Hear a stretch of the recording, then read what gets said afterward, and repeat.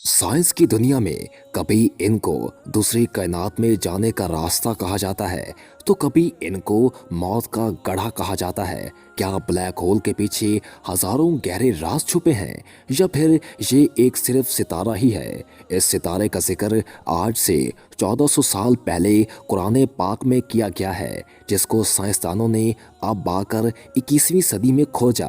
आज की इस वीडियो में हम आपको ब्लैक होल के बारे में बताने जा रहे हैं। तो वीडियो को शुरू करने से पहले नए आने वाले दोस्तों से गुजारिश है कि अगर आपने अभी तक चैनल को सब्सक्राइब नहीं किया तो इसको सब्सक्राइब करें और साथ ही बेल के आइकन को प्रेस करें ताकि नई आने वाली हर वीडियो आपको मिलती रहा करे। जब कोई सितारा अपनी जिंदगी पूरी करने के बाद मौत के करीब होता है तब वो फट जाता है या फिर ब्लैक होल में तब्दील हो जाता है। कोई भी सितारा ब्लैक होल तब बनता है जब इस तरह के तमाम मादे एक छोटी सी जगह पर कैद हो जाएं। मिसाल के तौर पर अगर हम सूरज को चारों तरफ से दबा दबा कर एक टेनिस बॉल जितना कर दें तो ये ब्लैक होल में तब्दील हो जाएगा।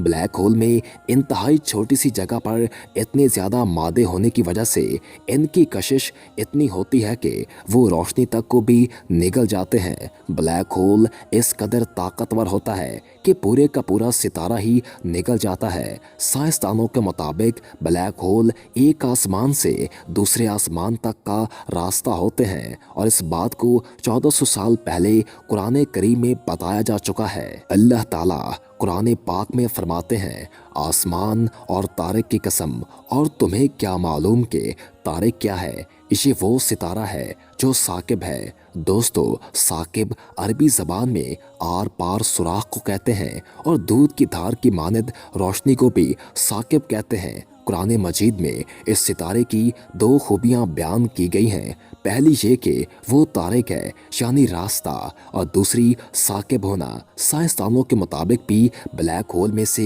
एक दूध की धार की मानद रोशनी खारिज होती है। ब्लैक होल की खोज इसी सदी में हुई है और इंसान 19वीं सदी में ब्लैक होल के बारे में बिल्कुल अनजान था, मगर आज से 1400 साल पहले कुरान करीम में इसके बारे में बताया जा चुका है। अगर हम रोशनी की बात करें तो यही एक जरिया है जो हमारी आंखें महसूस करती हैं और हमें वो चीज़ दिखाती हैं जो हम देखना चाहते हैं। इस पर बाज़ लोगों का ये सवाल है कि अगर ब्लैक होल रोशनी तक को निकल जाता है तो फिर ब्लैक होल से रोशनी टकरा कर वापस हमारी आंखों तक नहीं पहुंच सकती, तो फिर साइंसदान ब्लैक होल को कैसे देख सकते हैं। ये भी एक बहुत बड़ा सवाल है, मगर साइंसदानों ने पिछले कुछ सालों में दावा किया है कि इन्होंने हजारों ब्लैक होल को हमारी मिल्की वे गैलेक्सी में दरियाफ्त किया है। और अगर कोई ब्लैक होल हमारी ज़मीन के नज़दीक आ जाता है तो फिर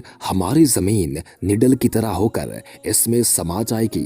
मगर खुशकिस्मती की बात यह है कि हमारे नज़दीक कोई ऐसा ब्लैक होल मौजूद नहीं जो हमारी ज़मीन को निगल सके।